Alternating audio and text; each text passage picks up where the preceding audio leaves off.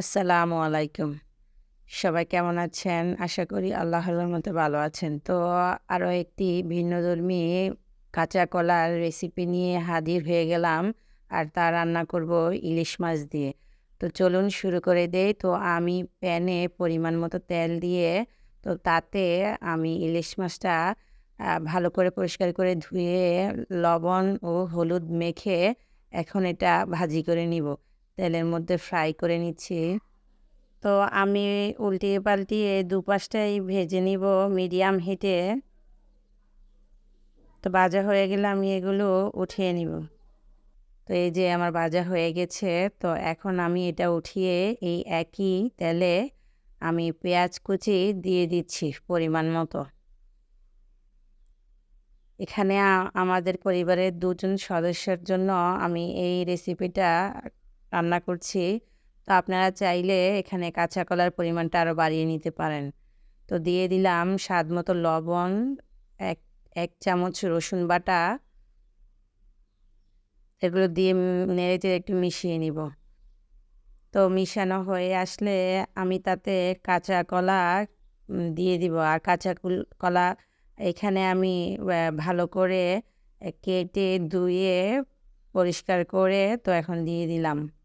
তো এখানে কলার পরিমাণটা আপনাদের পরিবারের সদস্যদের অনুযায়ী বাড়িয়ে দিতে পারেন। তো আমি ২ জনের পরিমাণে রান্না করছি, সেইজন্য আমি কম নিয়েছি কাঁচা কলার পরিমাণটা। তো এগুলো দিয়ে আমি এখন একটু পানি দিয়ে তো ঢাকনা দিয়ে ঢেকে দিব। ১ থেকে ১.৫ মিনিটের মতো ঢেকে একটু রান্না করে নিব। তো তারপরে ফিরে আসছি। তো ফিরে এসে আমি যেই শুকনো উপকরণগুলো আছে আমি সেগুলো দিয়ে দিব। তো এখন তাতে অ্যা পরিমাণ মতো হলুদ গুঁড়ো, পরিমাণ মতো ধনিয়ার গুঁড়ো, পরিমাণ মতো জিরার গুঁড়ো ও শুকনো মরিচের গুঁড়ো দিয়ে দিব। তা আমি এখন এটাতে কোনো কাঁচামরিচ ব্যবহার করব না। পরবর্তীতে কাঁচামরিচ দিব। তো এগুলো মিশিয়ে তো একটু পানি দিয়ে আমি আবার ঢাকনা দিয়ে ঢেকে কষিয়ে নিব। তো যতক্ষণ কষানো হয়ে আসে তারপরে আবার ফিরে আসছি। তো এই যে কষানো হয়ে গেছে, তেলটা উপরে ভেসে এসেছে। তো এখন আমি তাতে ভেজে রাখা ইলিশ মাছগুলো দিয়ে দিব। তো আপনারা এখানে ইলিশ মাছের পরিবর্তে অন্য যেকোনো মাছ দিয়ে এই রেসিপিটা ট্রাই করতে পারেন। সব মাছ দিয়েই এটা ভালো লাগবে ইনশাল্লাহ। তো এখন ঝোলের পানিটা পরিমাণ মতো দিয়ে দিয়েছি। তো আপনারা ঝোলের পানিটা যে যেরকম পছন্দ করেন সে অনুযায়ী দিতে পারেন।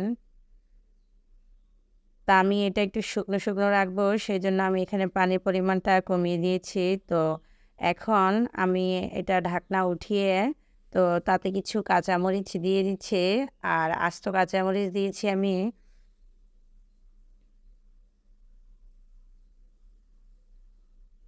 তো ১ মিনিটের জন্য আমি এটা ঢেকে দিয়ে আ চুলাটা বন্ধ করে দিব কাঁচামরিচের ফ্লেভারটা আসার জন্য। তো তারপরে ফিরে আসলাম। এই যে আমার রান্না শেষ।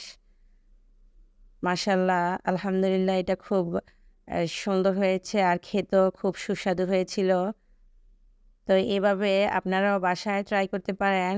আর আপনাদের কাছে যদি আমার ভিডিওটি ভালো লেগে থাকে তাহলে প্লিজ ভিডিওতে একটি লাইক দিয়ে চ্যানেলটি সাবস্ক্রাইব করবেন।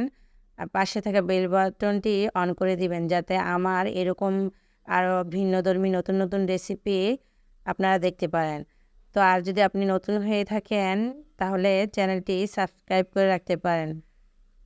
আর আপনি যদি এই কাজটি করে থাকেন তো আপনাকে অসংখ্য ধন্যবাদ। তো এই যে দে কলার রেসিপি আসলেই খুব সুস্বাদু হয়। তো আপনারা বাসায় ইনশাল্লাহ ট্রাই করে আমাকে কমেন্ট করে জানাতে পারেন আপনাদের কেমন হয়েছে। এই তো আজকের মতো এ পর্যন্তই। আবার কোনো পরবর্তী রেসিপি নিয়ে হাজির হয়ে যাবে ইনশাল্লাহ। তো সে পর্যন্ত আপনাদেরকে আল্লাহ ভালো রাখুক, সুস্থ রাখুক এই কামনায় শেষ করছি আজকের ভিডিওটি। আসসালামু আলাইকুম।